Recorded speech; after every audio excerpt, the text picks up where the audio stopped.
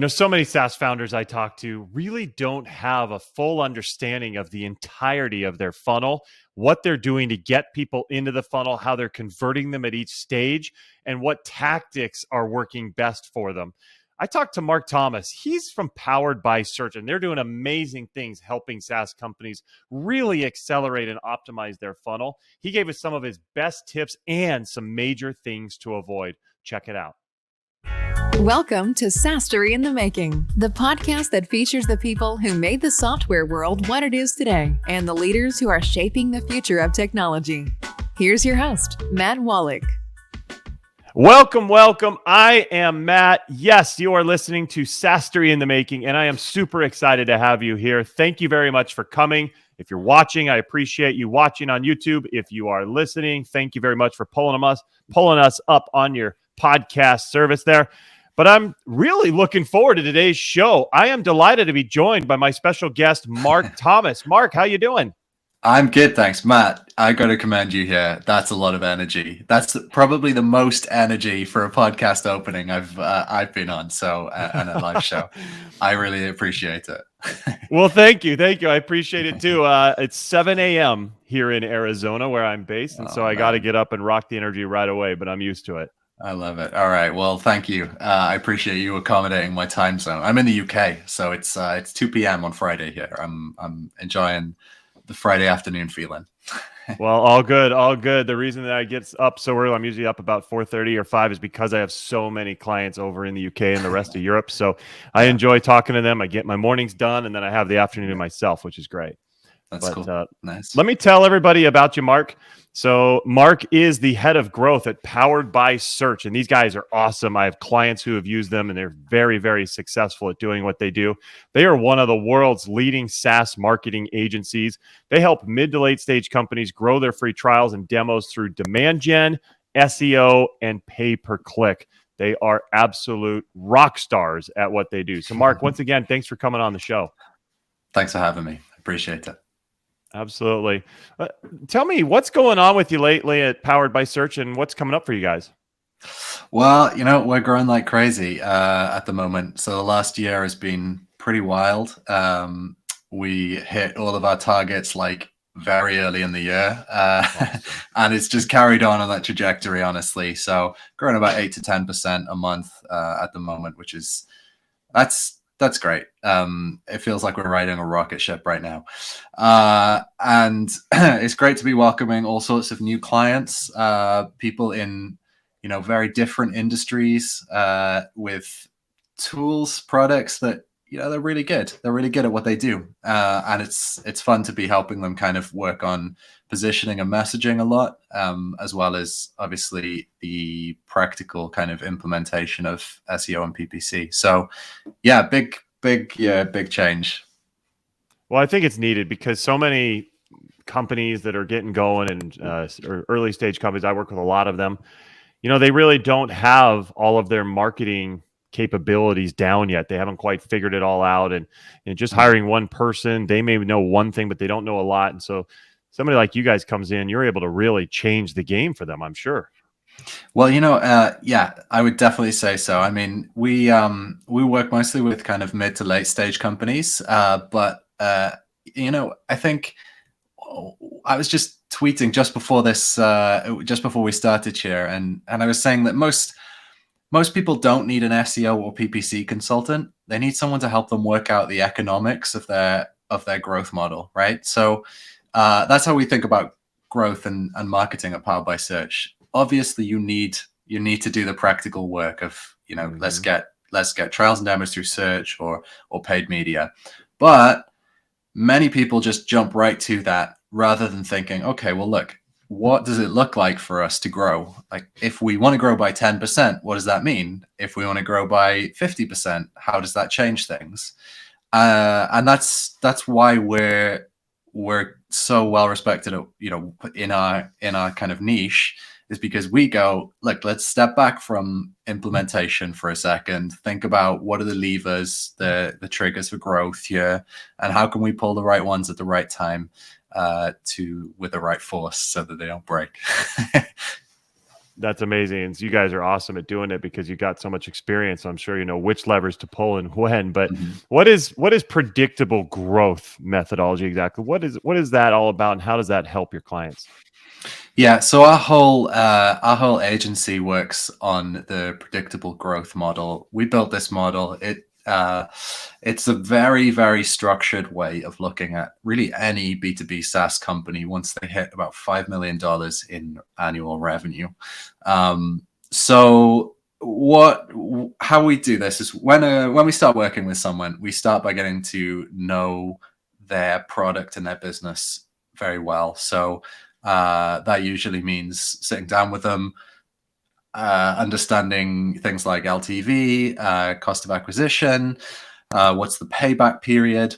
Many people join us; they're not necessarily clear on those metrics. Hmm. Often the payback period is the one that really kind of trips people up as well, because it's not always clear to people that they need to think about if they invest X, how long it's going to take them to get it back, Yep. which is totally, I understand it. But we look at all of these these drivers of growth and say, okay, well, look, if that's true, if all of this data is working, you're getting all of your data in the right place, if this model is right, which levers are we going to pull to grow? So we might say, okay, let's look at using search. And we've got a methodology for how to structure a website in an ideal way. So we call it the authority architecture. Then we go off and implement that.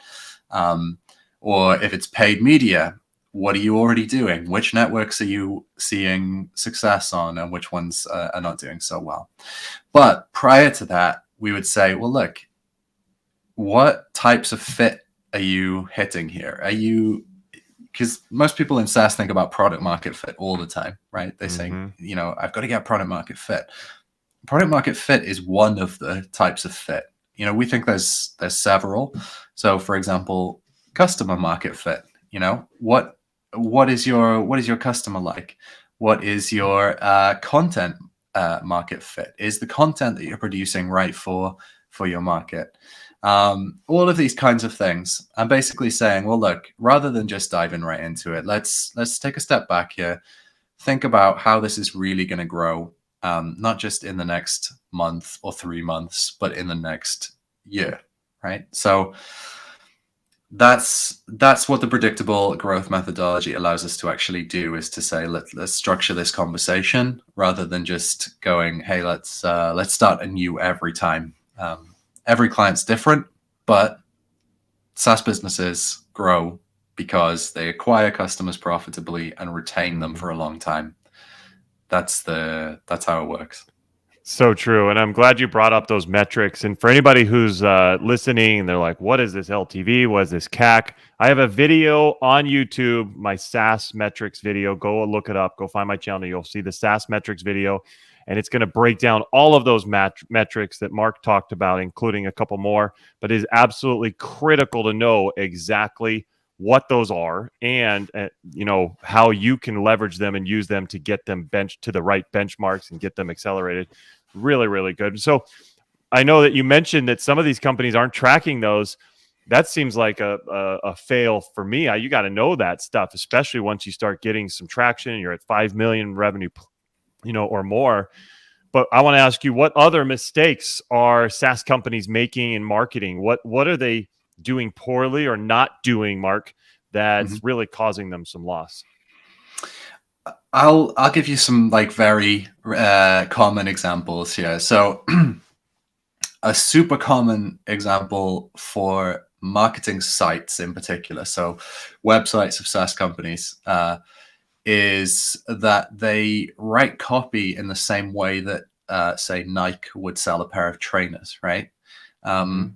So why is that a problem? Nike sell a lot of trainers, right? So it's a problem because SaaS businesses in B2B particularly, they have to target acute pain points that their customers are going to feel, right? So Mm-hmm. you can go off and you can say, hey, be harder, better, faster, stronger with our SaaS product, but it doesn't mean anything. Not really. Let's say I'm I'm like a dentist surgery, and I want to hire I want to buy a product that helps me manage my surgery. Like, there's kind of big advertising agency style copy that you could write, and let's say you've got a hefty budget, you hire someone to go off and do that for you. You're going to get a big bill and no clients. And that's because dentists, I don't know why I'm using the dentist example, but it's a kind of a common thing. These bigger mid-stage to late-stage SaaS companies are often super focused around a specific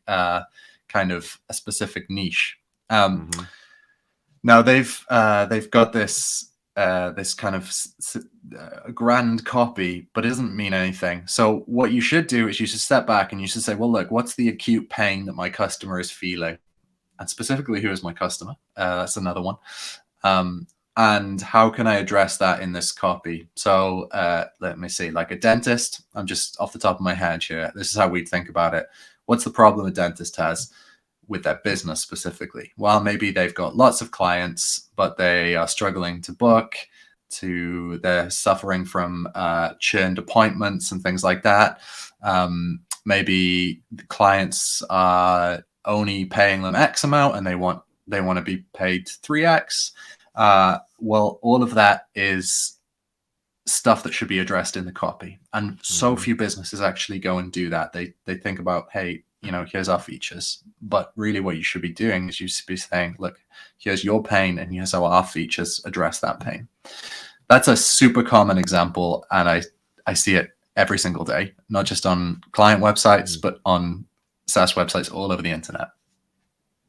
Yeah, I'm sure. And I've heard that as well. And that's something we teach our clients right from the start. You've got to know who your target is, who your ICP is, their buyer personas, and what makes them tick. What are they striving for? What are they trying to accomplish? What do they hate? What's their worst part of their day? You got to really understand them. But I love what you're talking about here, Mark, of make sure you've got those types of pieces on your website so that they say, this is the product for me, or this is the solution for me.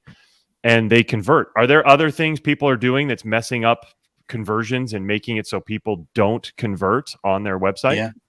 Well, there's a huge long list, but one thing I'm seeing a lot at the moment is positioning in general. So we look at a huge number of SaaS businesses every month, and the common thing with, let's say, over 90% of them is that they're positioned for a general audience. Now, let's go back to that dentist example. I always end up with one of these weird things. I did car manufacturers recently. I have no idea why. Like, there's all sorts of dentists, right? There's like your kind of, I don't know, like your orthodontist, you've got like a dental hygienist, you've got the kind of, right? Those are just the industries themselves, like the subsections of the industry.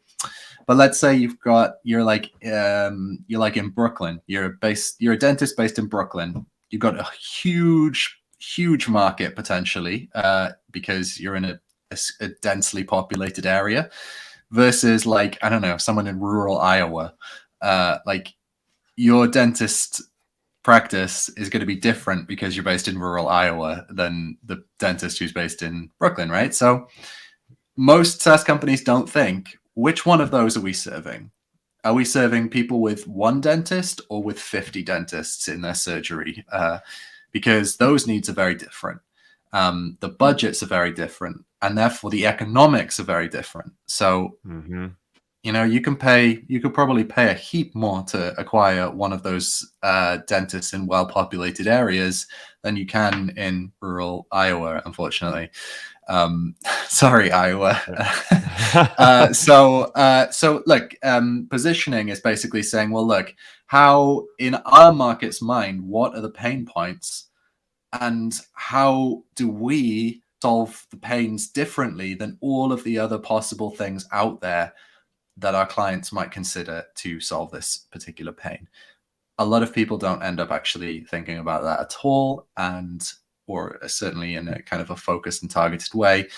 And it really has an impact. It causes the copy thing that I was talking about. It causes them to end up investing in the wrong things in terms of SEO, even generating quality pipeline through let's say lead magnets for generating MQLs that are really actually effective MQLs, who will later convert into an SQL or a deal. All of this relies on a solid position, messaging, and then tactical work above that. That's beautiful. I completely agree. And I love it. A Welshman telling us about Brooklyn and Iowa. Thank you for translating it so that I could understand the analogy. I appreciate that. Really impressive that you're able to do that. Oh, appreciate it. Well, I spend all my time thinking about North America these days. So. Well, thank you. And I love your dentist analogy. It's funny you laugh about the fact that you have a dentist analogy. Some of my most commonly used analogies with my clients include a lawyer, a server in a restaurant, and a real estate agent. And for each of those, I have different analogies to help you understand sales better and how you can close software deals. I don't know how it happened, but it works. So I kid you not. You've just described a lot of our client base, actually. Awesome. Okay, so do you think SaaS companies understand how to create and execute a full funnel, Mark? Well, again, I've seen a lot of different things in SaaS. Here's the disconnect for a lot of people. So, no, I'll say at the start, many people are doing stuff at different stages of customer awareness. So, funnels are a really useful concept. So, thinking about the actual shape of the funnel is useful. We tend to find that thinking about those stages of customer awareness is actually more useful in the kind of the long term. And what most people are doing is they're focusing on one or two stages of that customer awareness. So the faster growing companies tend to be focused on solution and product aware. And by the way, that's a good choice. So focusing, if you've never done it before, on finding people who are aware that there are solutions to their pain points and maybe are aware of your product, and converting those people, that's probably a good investment if you've got no marketing already. And that translates to, bottom of funnel, really. So that's great. But then you find a lot of teams in-house at SaaS companies will often be focused on acquisition. But you asked about the full funnel, and the full funnel, acquisition is really the middle of the funnel for a full funnel. So it's the top half, but there's a whole bunch of stuff below that. And I think, from my experience, a very small percentage of SaaS founders in particular, but mid-stage and late-stage marketing teams will not think about, okay, once we've acquired them, how do we activate, how do we expand, and how do we retain and get referrals for these customers? That's a big missed opportunity, because and I say this from the perspective of an agency who mostly deals with up to activation. So we stop at acquisition ourselves. Once you get past that stage, that's when the real kind of levers of growth take off. So we stop at acquisition because our whole thing is, let's send you the right fit customers, so that you can go off and you can work out the activation and the retention, because it'll be a natural thing. But again, it's not always as clear cut for people, because they're often thinking about, let's get the high volume 100 good fit customers versus 1,000 poor fit customers. You'd have to check the economics, but I bet it would be the 100 right fit customers that would be the ones for you. Yeah, absolutely. I completely agree. You got to have the perfect fit, right fit customers to be able to work. Mhm. What do you see, Mark, are some of the best, most effective ways for generating leads for SaaS companies today? What are you seeing as some of the best growth tactics? Yeah, I'll give you a really recent example. Um, we we are very much against the idea that the MQL is dead. So that's a very popular thing to say in SaaS Likewise. marketing these days. There's a couple of kind of, very notable LinkedIn personalities saying that the MQL is dead. I think it's rubbish. I totally Um, agree. and like the reason that most SaaS companies are not seeing the benefits of the MQL is because they're thinking about it as like a metric versus a stage of awareness or a stage in the life cycle of a customer. Hmm. So Hmm. an MQL should be thought of as the point where a person has said, okay, I know you, I like you, and I'm giving you like permission to tell me more. It's not the point where you pass somebody off to sales just because they filled in a form to download a lead magnet, right? Hmm. You might mark them as an MQL because they filled in a form to download a lead magnet because, hopefully your lead magnets are targeted to a specific pain point that they feel at the stage of awareness that they're at. So give you an example here. We recently created a lead magnet for one of our clients who is in financial planning management. So they help financial advisors manage their businesses. Now, we were very aware that one of the pain points that they had was that our clients' customers were basically, they wanted to grow their businesses, but and to do that, you need to get more assets under management. So you need to get more people basically investing with you. So we Hmm. created a guide to help financial planners scale their AUM, that's assets under management, by 5 to 15%. And we set it like that on the lead magnet download page, right? Now, that's not particularly innovative in itself because basically it's Sure. saying, hey, we know what the problem is, here's how you fix it. What really killed it for us and for our client at the end of the day was that most people will then, once you filled out the form to say, hey, I want to see this guide, they will the product will show you like just a PDF in a browser window. That's the wrong thing to do. It's a missed opportunity. So what we do instead now is we say, okay, your guide will arrive in your inbox in about 5 minutes because you've given us your email. It'll be emailed to you. But while you're waiting, and we basically say, here's how you can take the next step. So here's a video, a demo of our product in action and how it can solve this particular problem for you. And then we put a demo booking form on the kind of like the right-hand side of that Beautiful. lead magnet thank you page. And we saw MQL to SQL conversion rate grow significantly, like 15%, Awesome. just by doing that. So it's an old-fashioned, like unsexy thing to do to create a lead magnet, and then say, "Hey, thanks for downloading our lead magnet. Here's another thing." But look, you know what's sexy? Revenue. No kidding. And when you get good fit leads who have a conversation, many of our businesses that we work with are still driven by like a sales team at the end of the process. So it's not always like product led. When you get good fit leads and you pass them off to your sales team, like revenue happens and growth happens, and that's ultimately what's working. Absolutely. And just to make sure everybody out there understands the terminology, lead magnet is a guide or document or Mhm. something of value you're sharing in exchange for usually an email.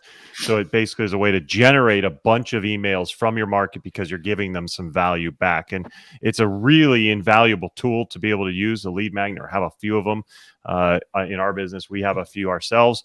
but it's something that a lot of SaaS companies kind of miss out on and don't take advantage of. They either don't use that as a strategy, or they don't know how to convert people from that. I love this idea of, hey, let's set up a thank you page where you have, a booking form right next to it showing them that, hey, this is the next step. You can get the help that you actually need.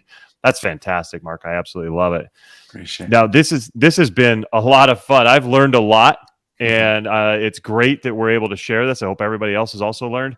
I want to make sure our audience can get in touch with you if they need to. How shall our audience learn more about what you and you guys are doing at Powered by Search?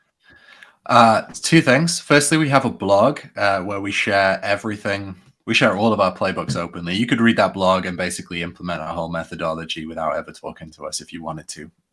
So you can go to poweredbysearch.com/blog.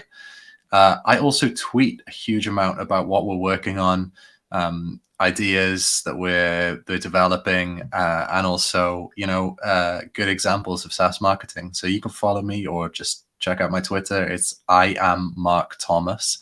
That's Marc with a C, just like my name says on the tag here if you're watching live.